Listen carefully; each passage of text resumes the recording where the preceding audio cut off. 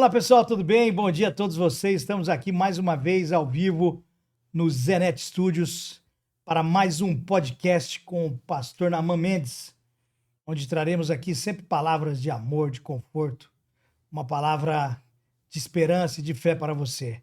Pastor Naamã, bom dia, pastor, tudo bem? Tudo maravilha. Hoje um dia muito especial que vamos falar de um tema muito interessante e eu quero já, desde agora, convidar todos para estarem aqui conosco, com alegria estarmos juntos. Muito bem. Bom dia, grande Lissander, Grande a Fabinho. lenda. Fala, Fabinho. Bom dia, boa tarde, boa noite. Pastor Naamã e todos que estão nos acompanhando. Vai ser um papo muito interessante. Muito bem, que você possa nos acompanhar aqui, mandar esse link para os seus amigos nos grupos de WhatsApp. Você vai poder estar abençoando a vida de muitas pessoas. E também, já de cara, já segue aí o Instagram Naamã Mendes e também se inscreva no canal do YouTube Naamã Mendes Oficial. O tema de hoje, muitos evangélicos. Onde está o evangelho? Fique conosco. Estamos começando agora mais um episódio aqui com o podcast Naamã Mendes. Imagina que a gente voltou no tempo. Anos 1970. O Brasil era um país majoritariamente católico. Ser evangélico era quase sinônimo de ser estranho. Quem aqui nunca foi chamado de estranho por ser evangélico? Eu fui. Um povo considerado fanático, de cultos barulhentos, igrejas pequenas e poucos recursos. Mas os anos passaram e o que parecia marginal virou movimento. O que era minoria virou multidão. Hoje, a semana passada, segundo o IBGE, 1 em cada 4 brasileiros segue a Cristo. 27% da população brasileira se declara evangélica. Isso significa mais de 47 milhões de pessoas. Em muitos bairros, há mais igrejas do que padarias ou carrinho de cachorrão. E a previsão é de que até 2030 os evangélicos ultrapassem os católicos como o maior grupo religioso do país. É um fenômeno gigantesco. Está nas ruas, nas escolas, nas empresas, favelas e nos palácios. Nas playlists de Spotify, nas novelas, no discurso político, em tudo quanto é lugar. Nas mídias sociais, a cultura gospel se espalhou. E com ela uma nova identidade, a de ser evangélico. Mas, e aí vem a pergunta que não quer se calar. Uma pergunta que incomoda, mas precisa ser feita. No meio de tanto crescimento, será que ainda sabemos o que significa ser evangélico? Venha conosco, porque o que a gente vê, muitas vezes, é confusão doutrinária. É mistura de fé com autoajuda, e muita. É uma multidão declarando, sou de Jesus, mas sem viver como discípulos de Jesus. Seguindo gurus, influencers e pagando para isso. Será que ser evangélico é só frequentar uma igreja, postar versículo no Instagram, usar camiseta com frase de impacto e não ouvir certos tipos de música? Será que não estamos confundindo adoração com dopamina? Culto com show? Púlpito com exibição? Pregação com lavagem cerebral? Ensino com manipulação emocional? Tudo isso, neste episódio, você tirará suas dúvidas. As luzes aqui da palavra com o pastor Naamã e com o grande Lissander. A gente não quer bater nem defender nenhum sistema. Queremos ir à raiz da Bíblia. O que a Bíblia realmente diz sobre isso? O que voltar ao centro da fé cristã quando tanta coisa gira em torno de modas, discursos e interesses. O que é ser evangélico, segundo os evangelhos? Fique com a gente. Vai ser direto, honesto, rápido, claro, transparente e, acima de tudo, bíblico, centrado na palavra de Deus. É isso aí. Você pode aí acionar o sininho e todas as vezes que chegar um vídeo novo do nosso canal, você vai ser conectado e vai ser avisado. Com todos agora, Naamã Mendes e o grande Lissander. Vamos começar com o Lissander. Lissander, meu irmão, como você explica o crescimento do número de evangélicos no Brasil nas últimas décadas? Apesar que eu acho que todo mundo que eu encontro na rua agora é evangélico também, né?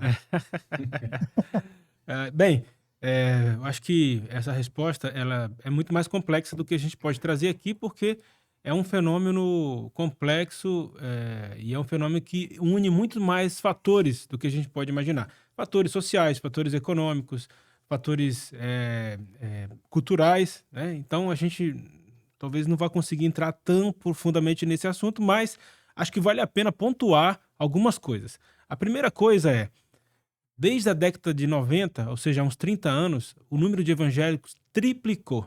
Triplicou. Então você tinha uma porcentagem de 9%, agora você tem de quase 27%. Isso significa um novo arranjo no tecido social brasileiro. E, do ponto de vista cultural também, é uma modificação, que às vezes é mais lenta até, mas é uma modificação que não para de acontecer. Então, você tem muito mais palavras, por exemplo, no vocabulário brasileiro, relacionadas ao viver evangélico. Você tem, inclusive, usado, por quem nem se vê evangélico, né? Usado algumas expressões, ou glória, por exemplo, é uma expressão que nasceu do nosso contexto evangélico e é usado por muita gente, né? Misericórdia, abençoado, né? Amado, essas coisas. Então, nós estamos entrando de forma definitiva nesse tecido social do Brasil, né? Agora, também, para explicar um pouco esse crescimento, a gente não tem como não considerar fatores que aconteceram no país, inclusive a revelia de ser evangélico. Então você tem um êxodo rural no início do século, né? E você tem também um crescimento econômico de políticas sociais. Então você tem um aumento, por exemplo, né, no acesso às universidades. Tudo isso são fatores que permitem você ter mais acesso à literatura, acesso a comunidades fora do seu lugar. Mas ser uma igreja evangélica também significa que ela própria se modificou para atender às demandas da sociedade brasileira. Então você tinha até o início do século uma igreja pequenininha, rural, com características rurais, né? Seus líderes eram pessoas com pouco estudo, mas que evangelizavam muito, que falavam muito da fé. E isso acabou fazendo com que mais pessoas se apropriassem, né, dessa fé evangélica. Por outro lado, com o aumento da tecnologia, da comunicação, dos meios de comunicação, a gente vai falar um pouco mais sobre isso, mas também surgiu oportunidades para as lideranças evangélicas de propagar mais, né, essa mensagem que eles defendiam, que eles traziam.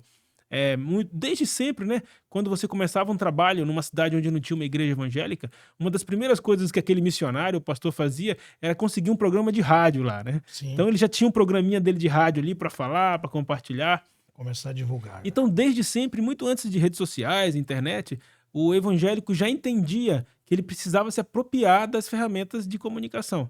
Então, isso também fez crescer muito. E não tem como não falar também da questão política. Então, os evangélicos, posso errar, o pastor Naamã pode confirmar melhor, mas até a década de 50, 60, 70, o evangélico acreditava que não podia se envolver com política. Era pecado se envolver com política. Só que aí começou a se envolver com política. E aí os políticos evangélicos começaram a ganhar mais poder e também gerar mais possibilidade de crescimento das suas igrejas.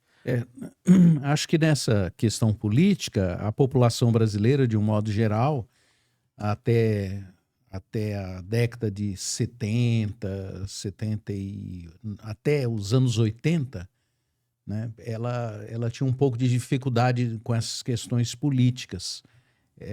A questão política era mais decidida numa determinada elite. Exatamente. Aí, com a chegada vamos dizer assim, da Revolução de 64, então aí foi vindo um processo de politização a partir da esquerda brasileira, da população de um modo geral. E aí começou, então, a se haver algumas reações. O mundo evangélico, na época da Revolução, ele se fixou a favor, vamos dizer assim, dos militares, da proposta que estava presente. A partir da década de 80, então começou sutilmente a haver uma certa politização da igreja. E essa politização ela veio por causa, sem dúvida, dos movimentos de teologia da libertação e a identificação com uma certa pegada da esquerda. Por quê? Porque durante a ditadura os evangélicos foram favoráveis, inclusive houve até fatos de morte de pessoas, pastores desapareceram, né, alguns deles, né, e pessoas evangélicas sem nenhuma representação no Congresso brasileiro. Durante muitos anos, o único representante que a gente teve foi um deputado chamado Lisânias Maciel, né, que era um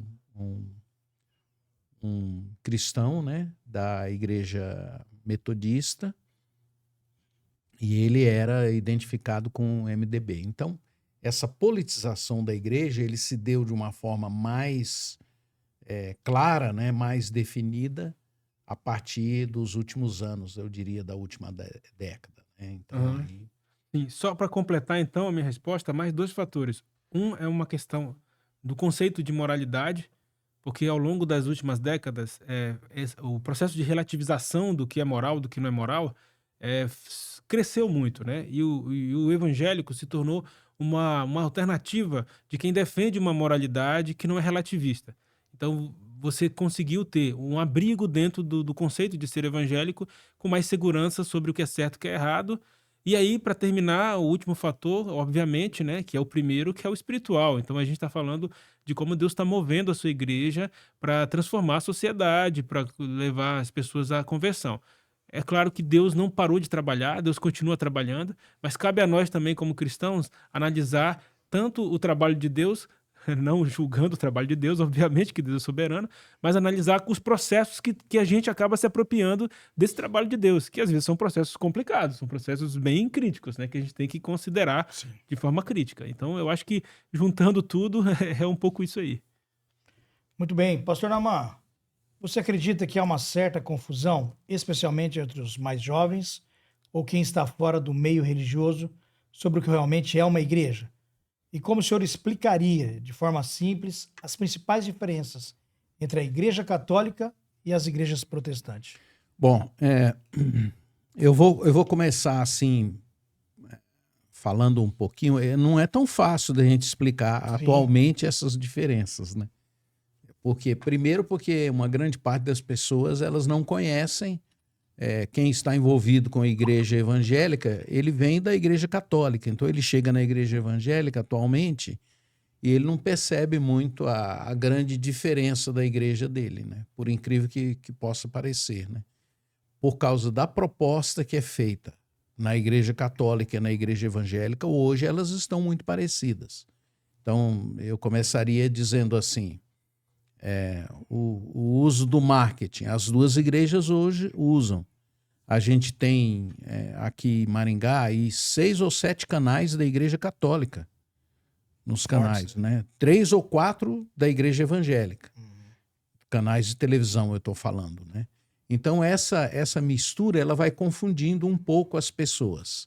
Basicamente, a igreja evangélica ela tem uma proposta diferente doutrinariamente da igreja católica.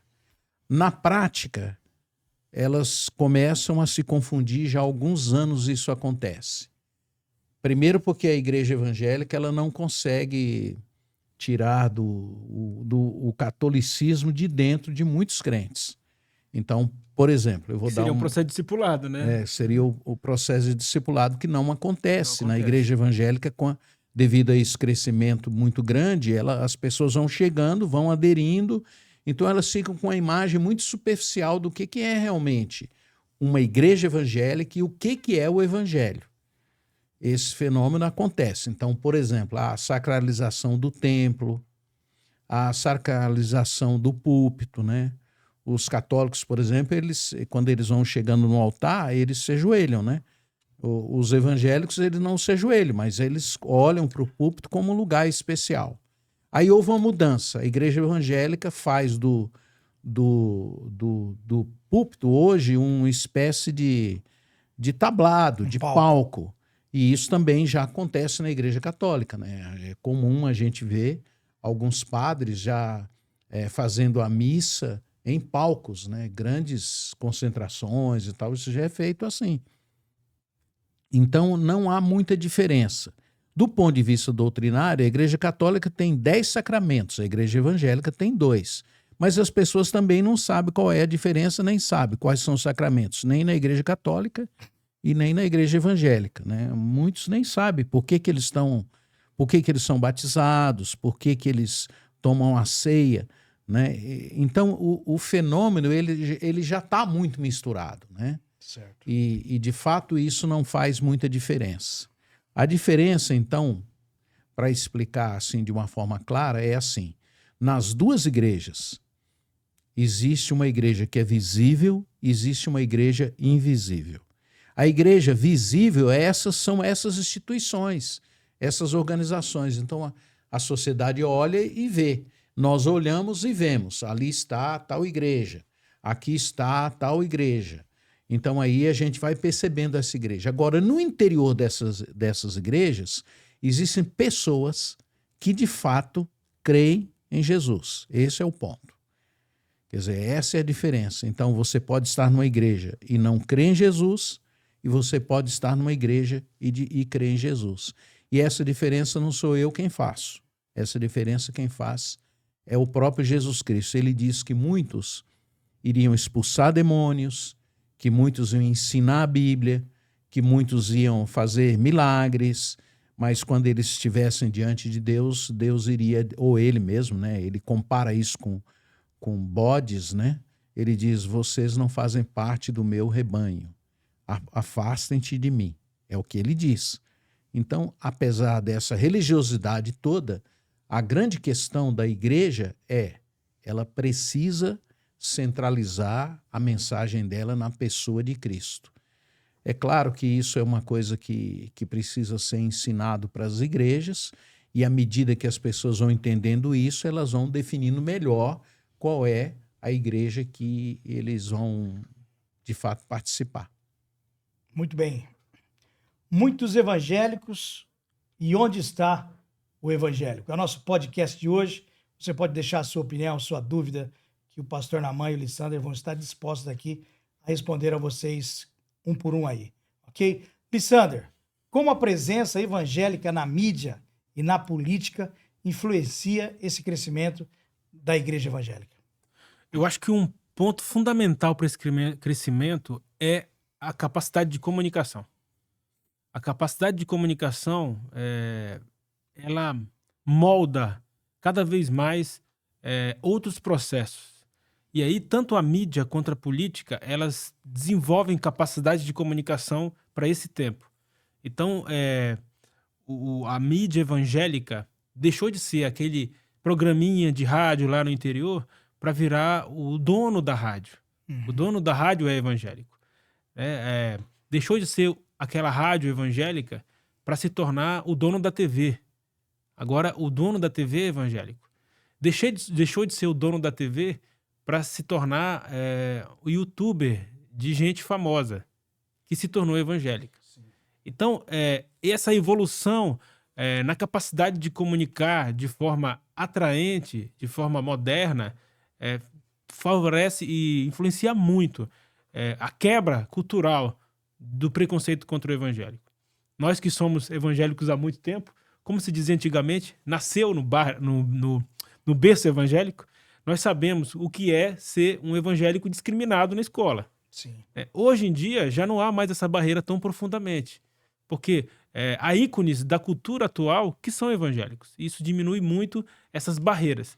Então, do ponto de vista da mídia, eu acho que a conversão de pessoas famosas, a habilidade de se comunicar nos novos canais de comunicação que a gente tem hoje, favorecem muito esse processo. Além disso, os líderes que lideram as igrejas locais, também eles foram munidos de aparatos tecnológicos muito mais eficientes, né? E inclusive moldando o seu discurso, o seu conteúdo, para que seja um pouco mais superficial e alcance um maior número de pessoas. Então, do ponto de vista de mídia e de comunicação, acho que são alguns fatores.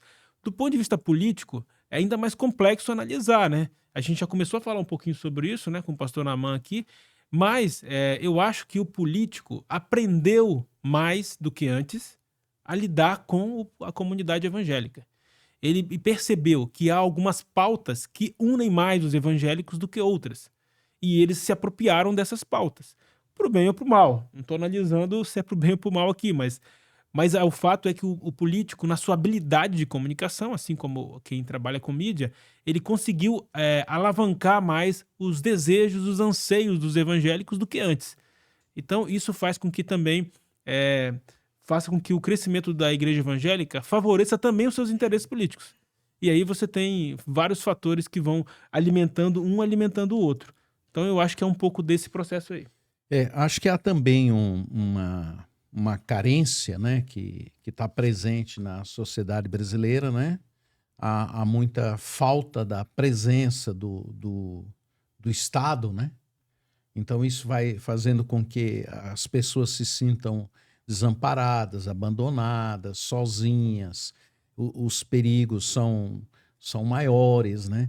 E isso faz com que tanto os políticos usem essas carências para atrair as pessoas para votarem neles, como a igreja evangélica é uma resposta para isso, né? Sem dúvida. Ela vai tentando suprir essa necessidade e a carência dessas pessoas. E por isso que o evangelho da prosperidade, por exemplo, né? Ele é uma proposta de melhoria da vida das pessoas do Sim. ponto de vista do enriquecimento, né? Dos bens. Então, aí as igrejas, algumas delas vão fazendo essa proposta. Agora, é claro que para nós que conhecemos um pouco da palavra de Deus, a gente sabe que uma pessoa cristã é inevitável que ela mude a sua situação, né? Porque vai havendo uma transformação na vida dela. Mas não há nenhuma promessa de Deus dizendo que ela vai ficar rica. Claro. Mas o aceno de muitas comunidades evangélicas é essa. Então, o crescimento da igreja evangélica faz as pessoas, de uma certa maneira, mudarem a sua condição social, como já foi dito, né? Um segundo ponto é a classe média, né? A classe média, o aceno da igreja evangélica para a classe média é um aceno por conta da proposta coaching, né? Da proposta da solução dos problemas do ponto de vista dos conflitos pessoais, dos conflitos familiares, da melhoria profissional, né? Então, isso atrai. E novamente, né? O evangelho ele não propõe a solução de todos os problemas. Ele propõe uma proposta que é muito simples, que a gente vai mostrar mais na frente, de uma vida com Deus. Mas quando a igreja ela acena com essa possibilidade, as pessoas que estão vivendo os conflitos, vivendo essa relativização moral, né? Que eles estão percebendo que isso vai fazer um estrago muito grande na vida dele, na família dele, no dia a dia, eles vão para a igreja evangélica, porque isso vai permitir que elas tenham um avanço. Mas isso necessariamente não quer dizer que essas pessoas de fato estejam crendo em Jesus, né? Sim. Então a atenção que, no caso daqueles que estão na igreja evangélica e que são cristãos, os líderes, os pastores, a preocupação, né, no meu caso pessoal, por exemplo, é exatamente essa, né? É de você falar, bom, a igreja está crescendo, mas esse fenômeno ele não pode ser apenas cultural.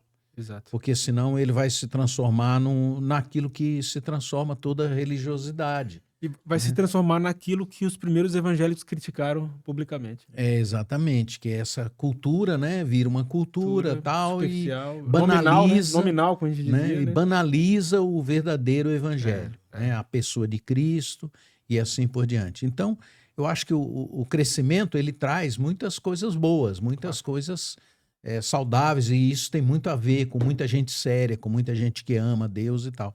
Mas ele também traz assim uma quantidade de situações que precisam ser trabalhadas agora pela igreja. Isso me faz lembrar, né, que quando eu era garoto, eu participava de uma coisa chamada arrastão, que é um fenômeno muito interessante, né, que tem muito nas praias, né, Sim. entre os eu nem sei, os caiçaras, né? Então você joga a rede e aí a comunidade inteira vem para puxar a rede. Quando puxa a rede, vamos dizer assim, os líderes, né, que são os donos da rede, eles têm o direito de escolher os melhores peixes. E aí vai vindo num processo, né? Então, quem está sempre ali escolhe os peixes médios. Até que, no meu caso, né, que era criança, sobrava os peixes mais, assim, ninguém queria, né? E tinha um peixe no meio desse arrastão que era chamado de baiacu. O baiacu é um peixe venenoso, né? Então ele não é comido. Ele é um peixe que algumas pessoas na praia vão encontrar, se lembrarem dessa história. Você passa na beira da praia, ele incha, Ele tá né? estufado, parece uma Você bola. mexer nele, ele vai inchando, ele É. parece uma bola. Mas ele é um peixe delicioso, só que ele tem que saber fazer. Prepará-lo. Então as pessoas não gostavam desse peixe. Então, às vezes, eu, como criança, sobrava os baiacus para que eu levasse para minha casa. Eu não vou levar isso, né? Então, num arrastão, como está acontecendo esse fenômeno na igreja evangélica, você pode trazer alguns baiacus aí no meio do arrastão. E esse é a questão.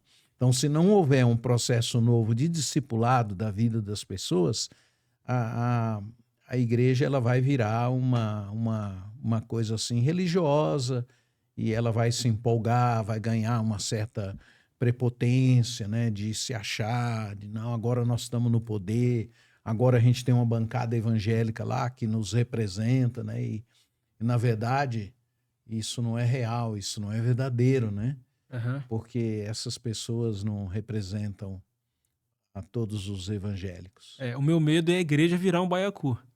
Grande, crescendo, mas vazia por dentro. Exatamente.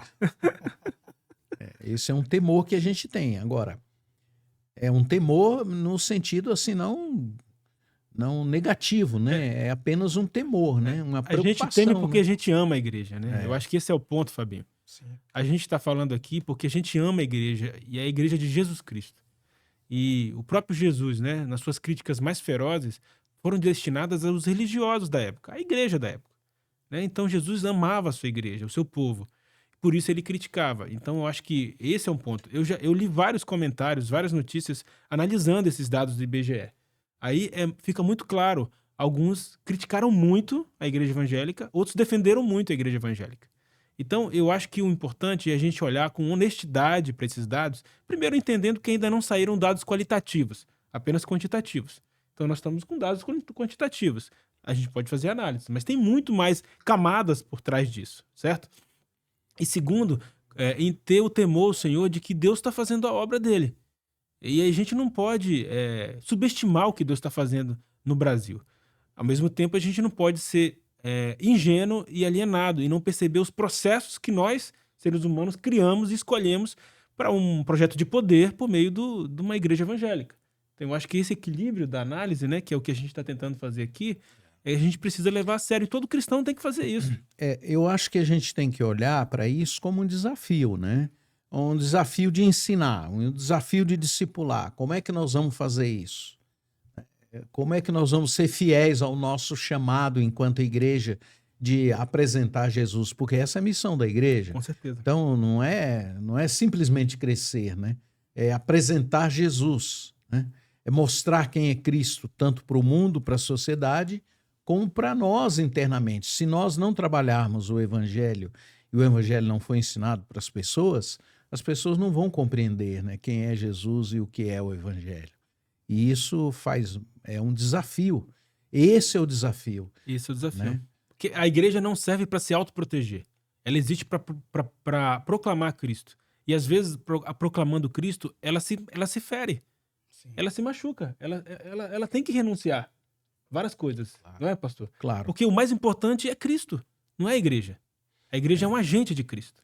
A metáfora da igreja é importante, muito significativa, de 1 Coríntios capítulo 12, é a metáfora do corpo de Cristo. Exato. Né? Então, no corpo, você tem coisas que são importantíssimas, que precisam estar funcionando, mas existem algumas coisas que precisam ser tiradas dela.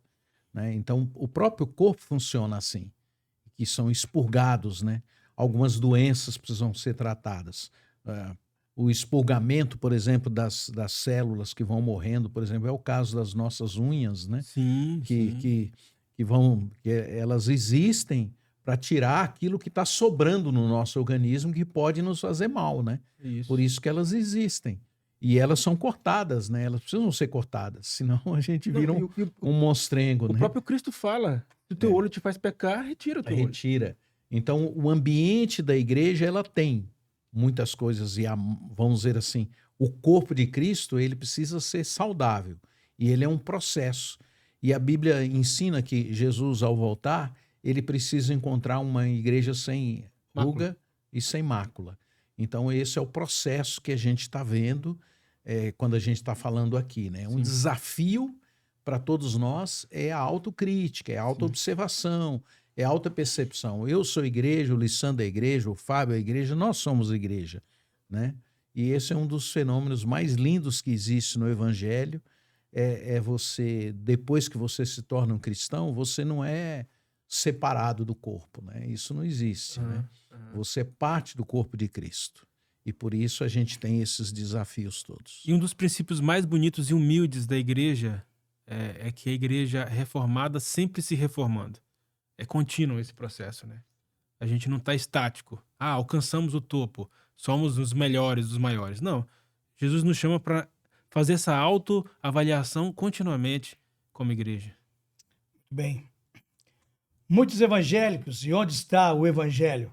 Espero que você esteja gostando, nos acompanhando e tenha sido bacana para você. Naamã, o termo evangélico é usado por igrejas muito diferentes entre si. Algumas são mais tradicionais, outras contemporâneas. Na prática, Naamã, o que define uma igreja ou uma pessoa como evangélica? Bom, a palavra evangélico, né, ela tem um sentido boas novas, né, que é uma coisa que muitas pessoas sabem, né, mas o evangelho, eu diria assim, que o evangélico é aquele que crê no evangelho, crê na salvação, crê em Jesus, conforme a graça de Deus, revelada através da pessoa de Cristo, na sua integridade. Por exemplo, o apóstolo Paulo, ele era um genuíno evangélico. Agora, a forma cultural de ver o evangelho não tem muito vamos dizer assim, ele foi deturpando esse conceito do que é ser evangélico, né? Ser evangélico é a qualidade de quem crê no evangelho, né? É o que nos qualifica. Agora, o termo evangélico, a gente pode colocar entre aspas, né, no sentido que a sociedade entende. É um termo meio indefinido, porque você tem muitas facetas dessa coisa chamada evangélico, né? De um modo geral, esse termo está se referindo a quem usa a fé em Jesus. Parece que há uma espécie assim de... As pessoas acreditam que é uma fé em Jesus, mas que essa fé em Jesus é mediada pela igreja evangélica, como se para você crer em Jesus você precisa de uma igreja, né, para crer em Jesus. E o papel da igreja é apenas anunciar Jesus. O restante é Deus que vai fazer, não é a igreja. E é uma espécie de autodefinição, né, coletiva a respeito dos cristãos. O que você é? Eu sou evangélico. Eu sou católico. E aí você vai fazendo uma coisa meia coletiva. E esse termo está muito deteriorado, né? Porque a gente tem aí diversas facetas, né? Você tem hoje os evangélicos da prosperidade, por exemplo, né? Que promete riqueza, carro, casa, vitória financeira, e segui-lo seria uma conquista de tudo, né? Então isso mistura essa fé com uma certa ambição financeira e confunde bênção com posição. Jesus, olhando para isso, ou Paulo, né, chamaria isso de um evangelho meio estranho, né? Por isso a gente não pode considerar como evangélico. Você tem o evangélico, que é o adepto do espetáculo, né? O culto centrado na emoção, no show, né? Esse faz parte aí do mundo evangélico atual, né? E aí Jesus se torna assim uma espécie de um produto que vai gerar uma experiência nas pessoas, né? E isso não é bem o evangélico. Então aí vem determinados detalhes que eu prefiro nem entrar aqui para não machucar muita gente aí, mas eu tenho que dizer que se Jesus olhasse hoje para alguns dos nossos cultos, ele diria, olha, Tô indo embora.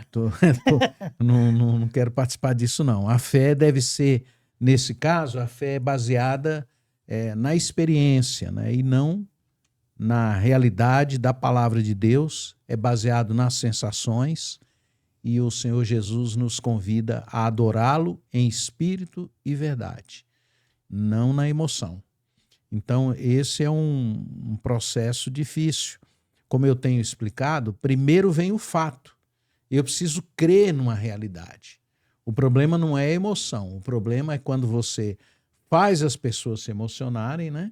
E você não apresenta, não diz, não afirma, não explica, não prega a pessoa de Jesus. Hoje a gente também tem já as igrejas já divididas, né? Quem é evangélico? Eu de esquerda. Não, de esquerda não é evangélico. É de direita, então esse é evangélico. Então, essa igreja é mais de direita, essa é mais de esquerda. Eu prefiro essa então do que aquela. Exatamente. A régua vira a ideologia, né? E aí Jesus, quem é Jesus aí nesse processo? Ele é uma espécie de mascote ideológico. Não, Jesus está com a gente. Jesus está... Não, está na esquerda. Não, Jesus está na direita. Ele não é um salvador, né, para as pessoas. Ele não é o Senhor da vida das pessoas. Jesus disse, o meu reino não é desse mundo, né? Então, não faz muito sentido. Você tem também esse termo evangélico também pode ser incluído assim, tem os evangélicos inclusivos, super tolerantes. Então, são essas igrejas que vale tudo, que, olha, você tem que acolher tudo, todo pecado, né? Uma adaptação do evangelho à cultura que está na moda. Então, se a gente olhar aí hoje, existe uma cultura que está na moda, né? Você tem que ser adepto disso, tem que ser adepto daquilo, você tem que acolher isso, você tem que abraçar aquilo, né? E o perigo disso é você negar a necessidade de arrependimento, de cura, de tratamento. E o mesmo Jesus que perdoou a mulher adúltera, ele disse, vai e não peques mais, né? Então, uma igreja evangélica ela não deveria ser excessivamente tolerante, né? Ela precisa buscar a graça de Deus para entender o que é isso, até onde vai, né? Até onde pode-se acolher determinadas situações ou pessoas identificadas com determinados pecados, né? Ou não, e como é que isso deve ser tratado. Existe também a igreja moralista, legalista. Essa igreja, então, ela é legal, é considerada evangélica, prega a salvação pelas obras, né? Vem para cá e vamos fazer um monte de coisa aqui, Vai dar tudo certo. que vai dar tudo certo na sua vida. E o perigo é que isso esvazia a graça de Deus, torna as pessoas orgulhosas, as pessoas acham que elas alcançam Deus pelo que elas estão fazendo. Julgadoras. Né? Se tornam julgadoras dos outros, né? E isso esvazia a graça de Deus e gera crentes frustrados, né? Porque nem sempre você consegue andar nessa regra que a igreja está propondo. Crentes né? oprimidos. Crentes entristecidos, oprimidos, manipulados. E Jesus confronta os fariseus justamente por causa disso. Então, a igreja verdadeira, a igreja evangélica, é uma igreja que é edificada por Jesus, né? Que é fundamentada em Jesus, que tem a Jesus como a rocha e que vive um ambiente de corpo de Cristo, onde as pessoas se ajudam mutuamente, crescem mutuamente e vão tendo uma vida diferenciada. Muito bem. E você, Alessandro? Quais os impactos positivos e negativos desse crescimento para a sociedade brasileira? Em termos de impactos positivos, eu acredito que gera a igreja, quando você se torna parte da igreja evangélica, isso gera em você um senso de pertencimento num mundo em que a solidão ela é muito grande e a fragmentação do indivíduo também é evidente. Então as pessoas estão perdidas sobre o senso de pertencimento, a que elas pertencem. Isso é reflexo, inclusive, de um conceito filosófico relativista. Quanto mais relativista é o conceito sobre a vida, mais sozinho você se vê, porque você não se encaixa em lugar nenhum. Você não se conecta com nada profundamente. Então a igreja evangélica ela traz um ambiente, um espaço para que as pessoas se sintam parte de alguma coisa maior do que elas mesmas. Eu acho também que tem um impacto positivo do ponto de vista social, do ponto de vista econômico. Há milhares de trabalhos sociais feitos pelas igrejas evangélicas no Brasil e a maior parte deles não são sustentados por nenhuma verba governamental, diferente de outras igrejas. Então, assim, os evangélicos se dedicam muito a servir a quem é vulnerável, a julgar, por exemplo, o que está acontecendo nas favelas do Brasil, né? As igrejas estão lá presentes, elas estão lá servindo, atendendo a dor das pessoas. Há muitas mulheres que foram abandonadas por seus maridos e elas encontram nas igrejas um grupo de oração das mulheres orando juntas. Elas se sentem fortalecidas na sua fé. Elas encontram, inclusive, outras pessoas que passaram pela mesma situação que ela. Então, assim, você cria um ambiente e uma dinâmica social fundamental para as pessoas reerguerem a sua vida, né? Também pessoas dependentes químicas, pessoas que passaram por cadeias. Enfim, a igreja se torna esse ambiente positivo, né? A igreja também é um ambiente em que elas podem, finalmente, aprender a ler e escrever, né? Esse dado do IBGE, o índice de analfabetismo entre evangélicos é um dos menores entre as outras religiões. Então, eu conheci gente que era analfabeta, que aprendeu a ler porque começou a ler a Bíblia. Então, elas disseram, eu preciso aprender a ler a Bíblia, porque a Bíblia é a base dessa fé que eu estou descobrindo, então eu preciso aprender. Então, assim, há vários outros fatores positivos que fortalecem e que fazem com que as pessoas tenham uma nova maneira de viver a vida e de pensar a vida. Do ponto de vista negativo, o pastor Naamã já tem pontuado ao longo dessa nossa série sobre seguir Jesus. Nós estamos no 9º episódio, né? Já tem pontuado muitos fatores negativos também desse crescimento evangélico, mas só para relembrar algumas coisas, a gente pode colocar como um fator negativo esse sentimento de gueto, muitas vezes. Ao mesmo tempo, você tem um senso de pertencimento, que é positivo, mas você também tem o risco do gueto. Então você vive uma vida alienada dentro de uma comunidade evangélica. A igreja faz o maior esforço do mundo para trazer você para dentro da igreja. Mas ela não faz o mesmo esforço proporcionalmente para ser sal e luz na sociedade. Então ela não consegue ir até a sociedade muitas vezes, ela quer que as pessoas cheguem até a igreja. Com isso, você cria um ambiente que faz sentido lá dentro, mas não faz sentido fora. Então você tem muitas pessoas que estão na igreja, que servem na igreja, que se empolgam com a igreja, que oram, que cantam, mas nos seus trabalhos, como chefes, como funcionários, eles não sabem viver essa ética cristã. Eles vivem 2 vidas, ou 3 ou 4 vidas diferentes. Então, falta discipulado para a igreja. A igreja não tem que se preocupar só com o crescimento dela. Elas têm que se preocupar com o fortalecimento espiritual das pessoas que estão lá. Isso é fundamental para que ela se sustente a longo prazo. Outro fator negativo é o fator do uso indevido por parte de manipuladores do poder social da igreja evangélica. Seja políticos, sejam pessoas famosas, sejam artistas, cantores, enfim. Todo mundo que acha que a igreja evangélica vai trazer para ele o que ele busca. Então ele se torna evangélico, ele começa a falar bem dos evangélicos para conseguir um público cativo para ele. Às vezes mentindo, dizendo que crê uma coisa, mas não crê. Então, isso também é um fator importante. E uma coisa negativa também, só para terminar a minha resposta, é que esse crescimento evangélico vem também, junto com ele, uma grande confusão teológica. As pessoas, elas querem ser evangélicas, se tornam evangélicas, mas elas não sabem por que elas estão naquela determinada igreja. Elas não sabem no que aquela igreja crê. E a própria igreja, para não perder membros, ela não explica muito bem qual é a sua identidade. As pessoas, elas vão tendo adesão a uma comunidade, mas elas Exato. não sabem o motivo pelo qual Exatamente. elas estão fazendo aquilo. E o princípio da igreja é que as pessoas precisam crer em Jesus. Esse é o ponto, né? Exatamente, exatamente. Então o evangelho, ele vem até a pessoa e um dos fatores do evangelho é trazer clareza, trazer discernimento.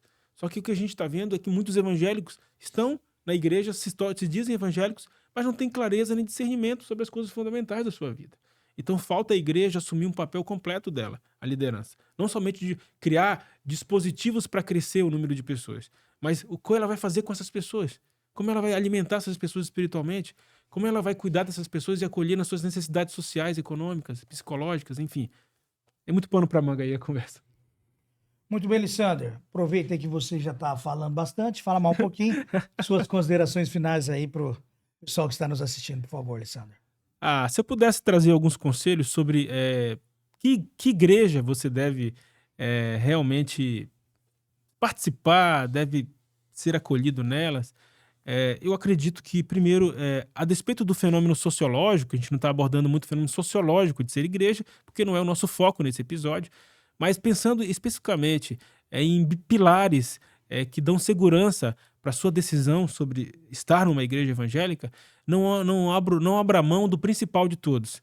Essa igreja é cristocêntrica? Ela tem Cristo no centro dela? Inclusive ao ponto de ela ter que deixar de fazer determinadas coisas que poderiam dar sucesso a ela pelo amor dela a Cristo? Ela considera acolher as pessoas como Cristo acolhe? Ela ensina as pessoas como Jesus ensina? Certo? Ela perdoa as pessoas como Jesus perdoa? Ela prega a palavra de Deus como Jesus prega? É a base, é ser cristocêntrica. E junto com essa base, nós temos outros pilares. É uma igreja de fato comunitária? Ela é acolhedora ou ela apenas tem cara de clube? Ela tem cara de um lugar onde tem vários eventos interessantes? Ou ela é realmente acolhedora? Ela é organicamente acolhedora? Acho que é um ponto. Outro ponto, ela é missionária na sua essência, na sua natureza? Ela é naturalmente, ela testemunha desse evangelho maravilhoso para fora das suas quatro paredes? Ela é, na sua essência, no seu estilo de vida, uma igreja contagiante sobre as boas novas do evangelho? E, por final, e acima de tudo, ela é bíblica. Ela é bíblica no sentido não somente que ela ensina a Bíblia, mas ela vive esse evangelho que aponta para Cristo do começo ao final. Eu acho que são 4 pilares que a gente tem que considerar como regras de análise: cristocêntrica, comunitária, missionária e bíblica. Muito bem. Pastor Naamã, suas considerações finais aí ao nosso espectador aí. A nossa palavra final a você que está nos ouvindo ou nos vendo é que você precisa compreender o que é de fato o Evangelho. Já foi dito aqui, eu diria algumas coisas assim bem simples. O Evangelho é muito simples. E por ser muito simples, nós achamos que a gente precisa fazer muitas coisas para acolher o Evangelho. E isso não é verdade, é muito simples. Primeiro, o primeiro fato, você precisa crer em Jesus. E crer em Jesus é uma revelação do Senhor que vem ao seu coração. Você precisa se arrepender, crer em Jesus Cristo. A partir daí, vai existir em você uma transformação, uma mudança, se você de fato crê na pessoa de Jesus Cristo. Então, qual é a igreja em que eu devo participar? Deve ser a igreja que anuncia a pessoa de Jesus Cristo e que olha para toda a palavra de Deus à luz da pessoa de Cristo e dos evangelhos. Eu vou tentar explicar isso dando 2 exemplos. Se você olhar para o Antigo Testamento, ele está presente. A pessoa de Cristo está presente em todo o Antigo Testamento. Então, quando você ouvir uma mensagem a respeito, por exemplo, do Antigo Testamento, o seu coração, se você crê em Jesus, será assim. Como é que Jesus lia o Antigo Testamento? Como é que Jesus leria essa história do Antigo Testamento? Como é que Jesus veria essa história do Antigo Testamento? Então, um exemplo simples. O Senhor é o meu pastor e nada me faltará. A pergunta é: quem é esse Senhor é o meu pastor? A resposta para quem crê em Jesus é simples, é Jesus Cristo. Porque se não for ele, vai faltar alguma coisa na sua vida. E Jesus, no Novo Testamento, ele repete várias vezes: aquele que beber da água que ofereço será saciado, aquele que comer deste pão será alimentado, será saciado, e assim por diante. É por isso que ele é o Senhor e o nosso pastor. É ele quem nos consola, é ele quem nos conforta. É nesse sentido, então, quando você olha para o Antigo Testamento, você vai ver a presença de Jesus em todos os momentos. Quando você olha para o restante do Novo Testamento, quando você ouve uma mensagem, por exemplo, sobre Apocalipse, então há muitas interpretações do Apocalipse. Então, como é que você vai entender o Apocalipse? Olhe para Mateus 24. Então, é Jesus quem fala, é ele quem explica o Apocalipse.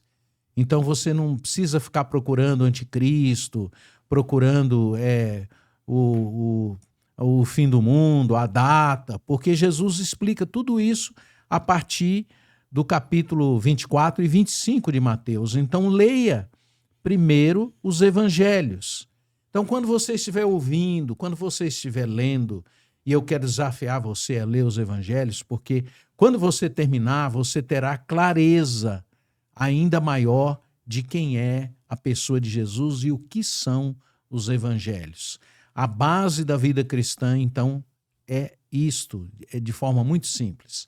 Crer na pessoa de Jesus Cristo como seu Senhor e Salvador e usar os evangelhos para compreender o restante da palavra de Deus. Então, quando você ouve a mensagem, se ela não estiver centralizada na pessoa de Cristo, você vai ter certamente uma dificuldade de entender todo o evangelho. Basicamente é isso. A questão da igreja hoje, com todo esse processo de crescimento, o grande desafio da igreja é ensinar quem é Jesus e o que é o evangelho. Esse é o meu desafio e é o desafio que eu quero fazer a você, e nós precisamos, como cristãos, nos juntar para que o evangelho não seja diluído, não seja tratado, não seja banalizado pelas pessoas que se afirmam cristãs e evangélicas, e aí esse evangelho deixe de ser sal e deixe de ser luz para o mundo.